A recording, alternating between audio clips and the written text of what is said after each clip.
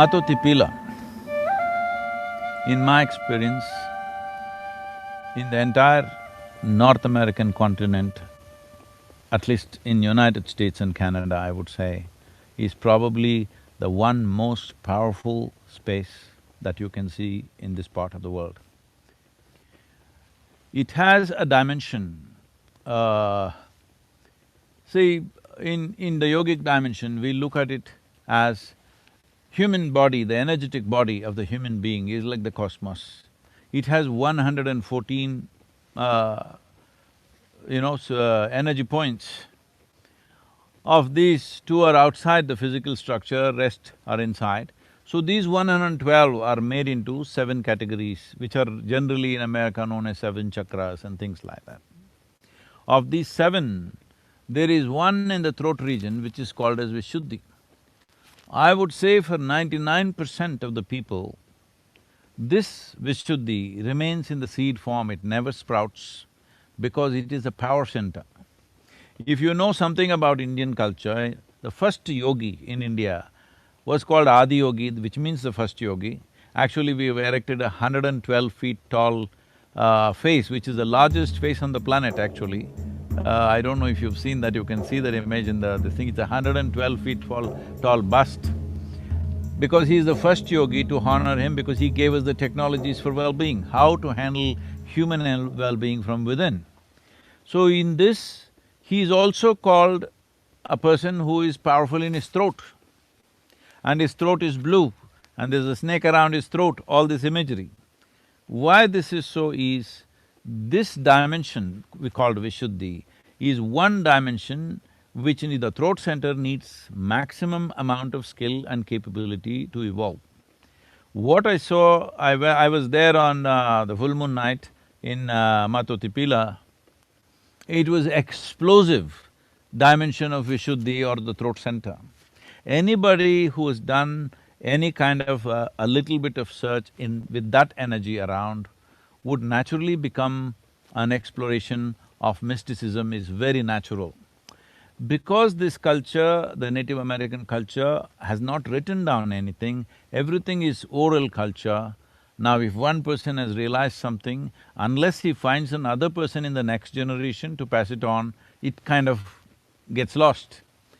Which is also a good thing in a certain way because written down distortions will happen. But when the entire culture went through an upheaval for generations of people, probably 8 to… maybe 10 to 20 generations went through a whole upheaval, that culture could have been broken. But even now I'm saying, especially Tab, you are a singer, you must spend minimum 3 days at this Matotipila, especially on the full moon night. I'm telling you, you will realize something tremendously powerful. Anybody who realizes or opens up the throat center, their ability to connect with life, I'm saying when I say connect with life, you can touch beyond your physical reach, literally touch. So, this dimension of life is very, very rare. There are various centers in the world which activates different dimensions, but the throat center being this powerful is hardly 2-3 places in the entire globe, I'm telling you. I was just amazed. The way it is reverberating with this dimension of life is just absolutely amazing. I do not know how it has happened. Nature has done it. In India, we create our own structures. We create consecrated structures to reverberate this kind of energy, but what we make is of small proportions. But here it is standing in such a magnificent form, and this in many ways, I've spoken in detail about this, I don't want to go into the detail. This in many ways, whether tribes were from the plains or from the mountains, from the coast, wherever they were, this has influenced the entire culture in a huge way. Because when I hear the Native American voices, what I see, I have no scripture in my head, I don't have any bookish knowledge or religious knowledge. All I have is, I can feel the place with my eyes closed. One thing that I see with the voices, the way they're going about is, they're expressing their voices along with the geometry of the land.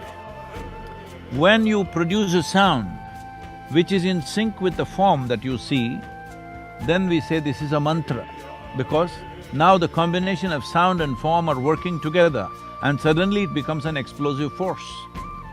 So, when I see the Native American music and the terrain that they were looking at and making these sounds, not always words, just sounds, because sound is important. Words are made up in our minds. Sound is real, sound is a reverb, and sound has a geometry of its own. If you utter the right kind of sounds, it will touch the forms, it will embrace the forms. In this there is tremendous power. This is where I see the entire Native American spiritual process is rooted.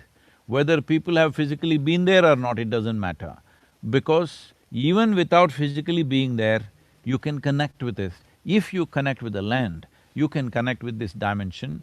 And if you connect the land and the sound, you will definitely connect with this Mato Tipila, because this is not a physical thing. There's an energetic dimension to that. See, we have a physical body, but without the life energy, what is this physical body? It's just rot, all right? So what is a stone? A stone is nothing unless it has an energetic body.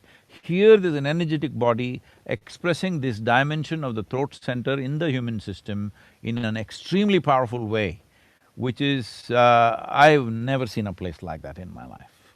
I've traveled literally everywhere, I'm telling you. That's So amazing. that's been one of the most profound things, and Cahokia also was a great thing for us to see, because we discovered certain things that what they have done there, and some things that have gone right, some things that went wrong there. That's a different aspect, but this Matotipila is a must for every indigenous person. It's a must, whether they go there physically or otherwise, they must connect with this. This is where the power is. The basis of your culture in some way energetically is here. And with connecting with that could also be the liberation for the future.